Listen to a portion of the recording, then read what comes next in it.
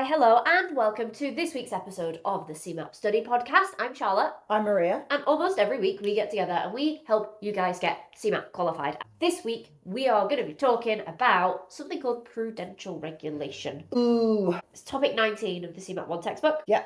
I really am so snotty. I've just steamed before this podcast episode hoping that it would help, and it turns out the second I started speaking, I'm all bunged up again. Oh, I'm so sorry. Which is really annoying because it's so nice outside, so I think it might be hay fever, but you're just going to have to stick with it, guys, because this is all I could give you this week. So, in this week's episode, we are going to cover topic 19 of your CeMAP 1 textbook, which is the second half of your CeMAP 1 exam questions. People really tend to struggle with this particular topic for a couple of different reasons, which I'll come on to. If you've never listened to this podcast before, please don't start with this one. Please go back to the first episode of whichever CeMAP exam you are studying for. So if you're currently studying for CeMAP 1, great. Go back to the one that says CeMAP 1, start here. That will make so much more sense. If you're studying for CeMAP 2 and 3, you'll still get some value out of this, but I don't think it's going to be as helpful for your CeMAP 2 and 3 exams as it would be for your CeMAP 1 exam. And actually, I think we'll just get straight on into it. Cue intro music.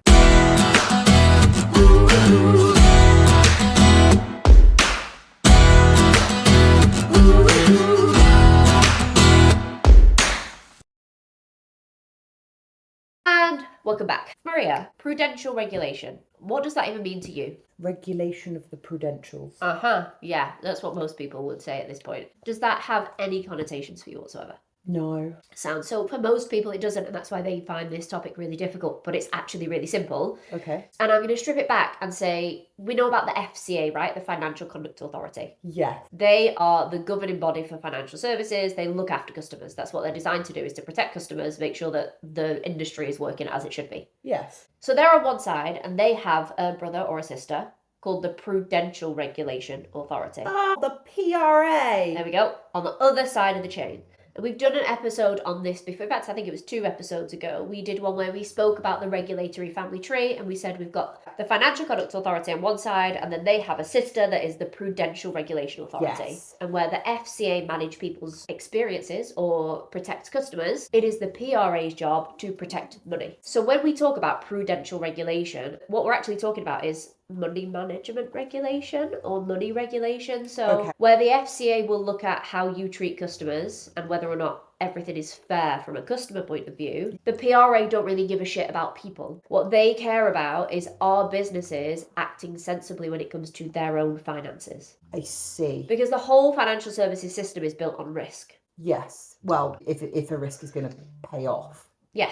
And what happens is, banks will take money, they'll lend it and hope that they make a bit of money with it. Like, that's how the economy is effectively built. Yeah. So the PRA is there to make sure that they're not being overzealous with their investment choices. It's the gentle parent. Oh, I suppose they're not actually a gentle parent, but it's the have you thought through the consequences of your actions? They're exactly team. that parent. So you guys might know somebody like that. In fact, this might be you, but we have a friend whose dad, she still saves a certain percentage of her salary every single month and will not ever touch that money just because her dad was like, you need to have an emergency fund and it needs to have this much in it. She is so organised when it comes to her money. It is unreal, and it's all because her dad was like until she was in her 30s, he would check her bank statements every month to make sure that she wasn't. What the fuck? Yeah, so prudential regulation, kind of like that. The dad. Yeah, and there's a couple of bits that might come up in your exam, probably will come up in your exam, that we need to know about for the PRA. So the first bit of understanding boxed off is that the prudential regulation just means money regulation. So it just means, are financial services businesses handling their money appropriately? Because if they're not, the risk is that they go bankrupt and that then all the customers lose their money and then the government have to bail them out, and that's a really bad situation to be in. Right. But the first bit of this chapter talks about something, and this is open to debate as to how you pronounce it. But I believe already here for this. It is the Basel Committee on Banking Supervision. BASEL. I think it's Basel. I think it might be Basel, like the brush. No, Basel, because isn't it a city? It is. So I didn't know this. The only reason it's called the Basel Committee is because it's based in Basel in Switzerland. Well, it could be Basel. Should we ask Google? Oh, I've asked Google. It gives a really funny pronunciation, so nobody knows. You can just decide how you want to pronounce it. Just be able to recognise the word. Yeah, exactly. BASEL. The Basel Committee on Banking Supervision. That is where all of the important discussions happen with regards to financial supervision. Or did you say it's Switzerland? Yeah. Oh, it's because they're neutral.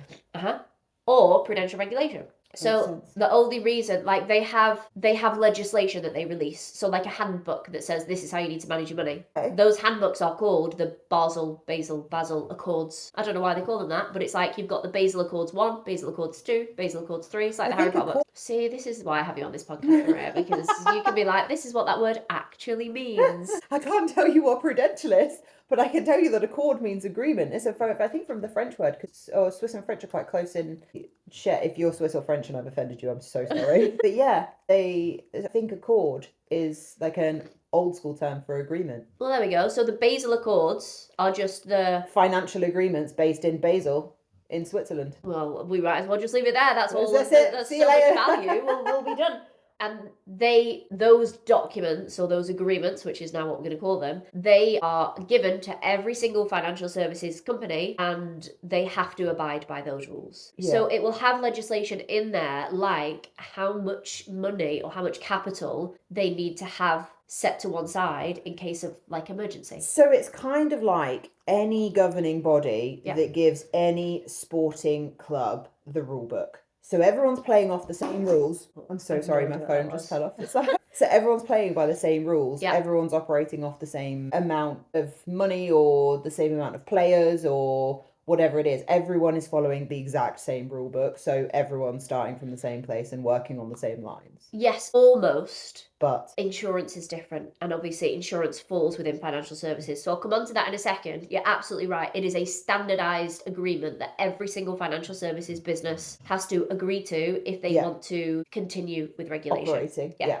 So a couple of key points that can crop up in people's exams is to do with, do the FCA and PRA investigate businesses together? So if it is that the FCA has a concern about a financial services business and they need to investigate them, do they then bring the PRA on board because they will also be regulated by the PRA to do that investigation with them? No, is the answer. They will share information between each other like brothers and sisters do, but they don't. Mum and Dad have been dicks this week. Yeah, but they don't do joint investigations. So it might be that if the PRA is not sure a company's handling its finances sensibly, it might flag it with the FCA and say, look, have you guys got any concerns? Because very often the FCA have a lot more insight into businesses because companies have to report things like their complaints data. So if their complaints data is exceptionally high, that's a red flag from an FCA perspective. The FCA might then go to the PRA and say, do you have any dirt on this company? Because we think something weird is going on. Oh, okay. So they're cooperative, but they don't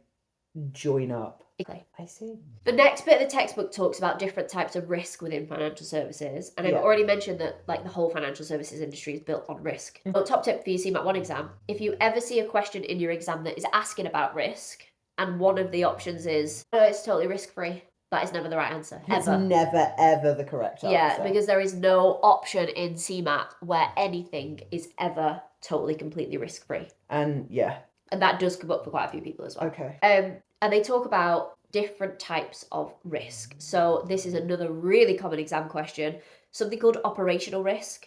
Yeah. And they talk about this concept of operational risk for a business can be defined as being anything that is to do with the operational aspect of it. Yeah. That poses a risk to the business. So that could be anything from IT failure. Yeah. Poor management. Yeah. Flooding. Ooh. What else? Give me some more operational risks. I did not come with a list. I'm just trying to think of them off the top of my head. I'm relying on you here. Okay, so it's literally anything that is internal that could potentially cause a problem for a business from a financial perspective is classed as operational risk. Okay. But even external things like thunderstorms, flooding, war, all come under operational risk. Yeah. The reason this one is important is because a lot of people get an exam question to do with internal risk, and they'll say, okay, if a business is failing from a prudential perspective because of failing management, what kind of risk is it? And there is an option for internal risk, and everybody picks that one because they go, well, it is an internal risk. Internal risk does not exist. It's not a thing. Well, I was going to be like, well, that makes sense. Yeah. Okay, so internal risk is not a thing. Not a thing under the Prudential Regulation. It's classed as operational risk. Okay, so if you want to say internal, it's operational. Yeah.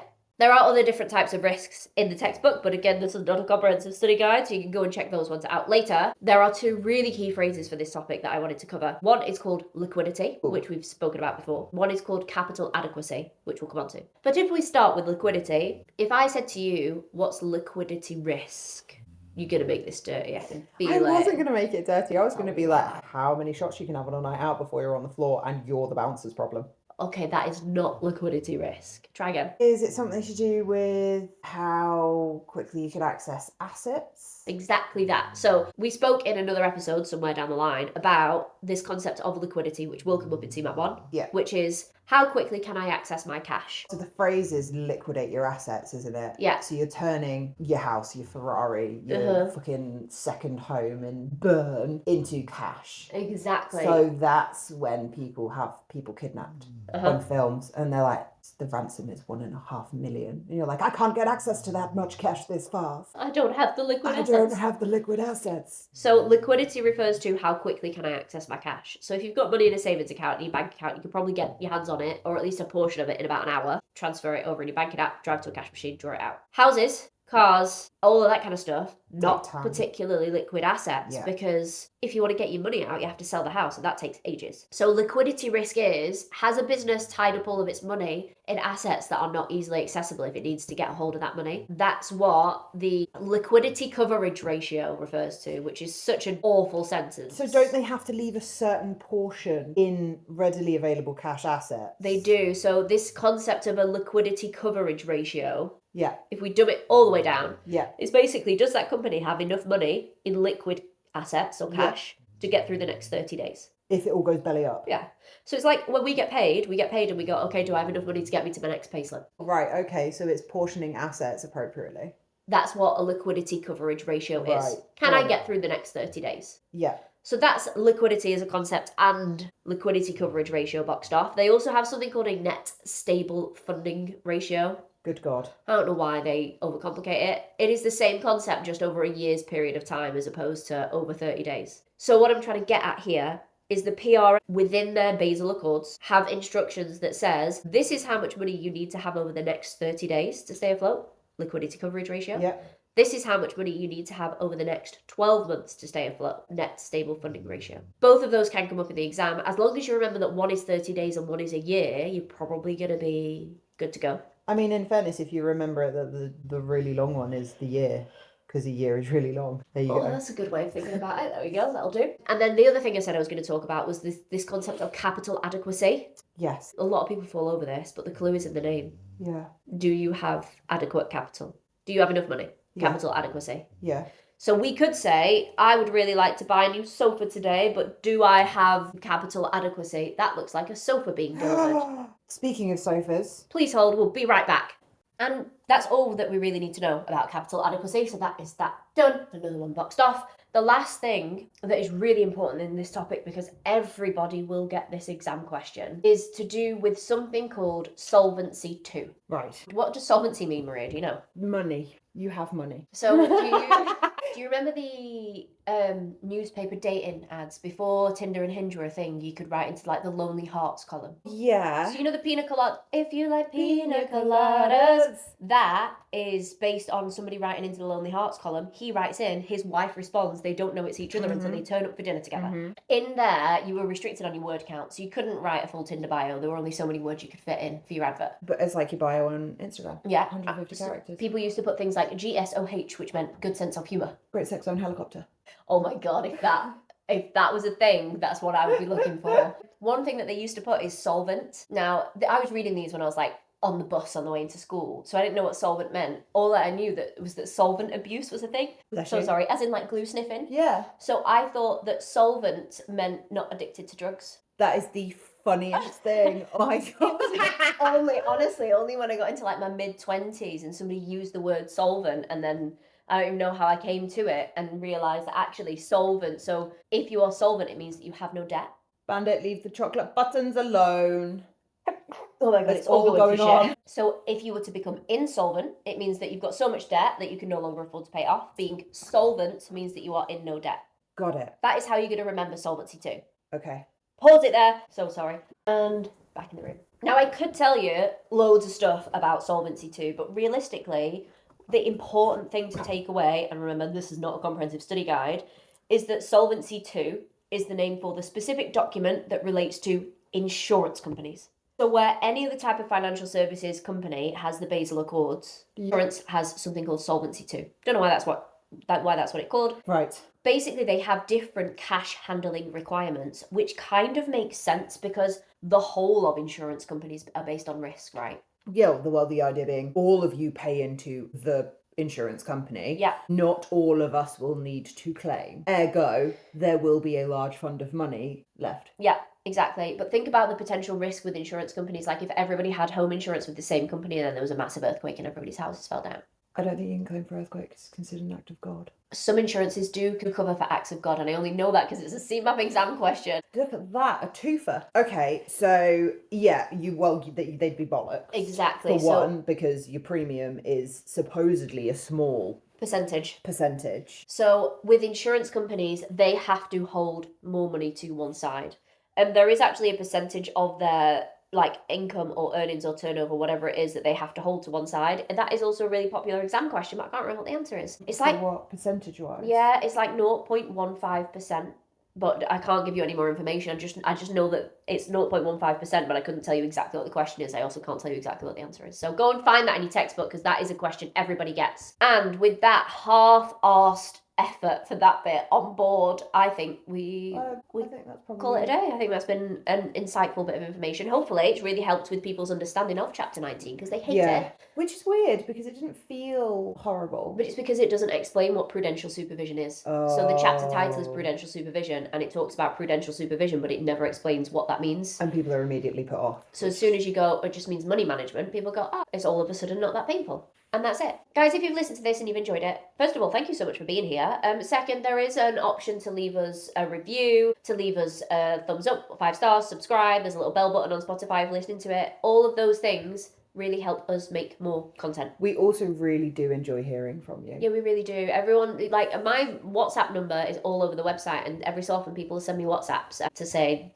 they love the podcast, and it makes our day. So if you listen to this podcast and you have enjoyed it and it has been helpful for your CeMAP studies, please do get in touch. We would absolutely love to hear from you, and we're going to start shouting people out, I think. Yeah, after whoever it was that still listens to it, because they just miss the sound of our voice. We will shout you out if you say something exceptionally nice or exceptionally funny. Or exceptionally mean, because those ones I quite like now. Abuse is my love language, so I'll take it. That's all from us. Make sure you go and check out all the free stuff that's on the website. As always, I will link everything in the show notes. Thank you so much for being here, and we will catch you for the next topic. Cue outro music.